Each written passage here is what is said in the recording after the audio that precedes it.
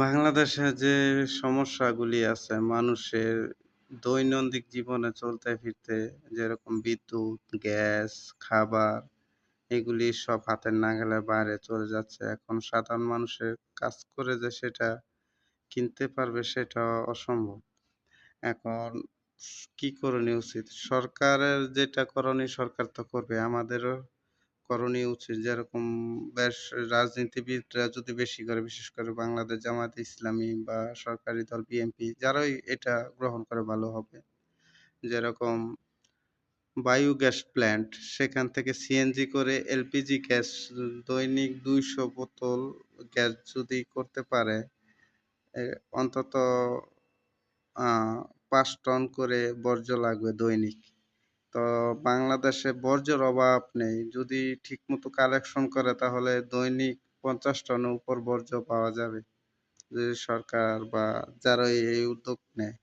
Biogas plant করলে দৈনিক LPG ২০০ gas বোতল বার করতে পারবে। সেখান থেকে ৫ টন জৈব সার বার করতে পারবে।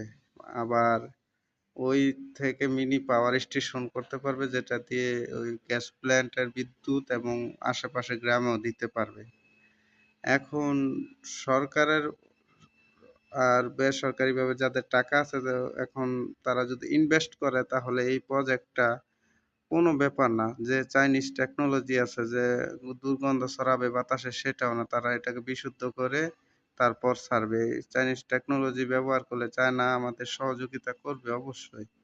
এখন সরকারের উদ্যোগ এবং বেসরকারিভাবে উদ্যোগ নিলে দেশের জনগণের ভোগান্তি কমবে। দৈনিক ২০০ সিলিন্ডার যদি বেসরকারি বা যেভাবে হোক তৈয়ার হয়, বাজারে ছাড়ে তাহলে এই গ্যাসের বোতলের দাম কমে যাবে। ৳২,০০০ থেকে অর্ধেকে নেমে আসবে ১২০০-১৩০০ টাকা। মানুষে স্বস্তি পাবে, মানুষের ভালো হবে।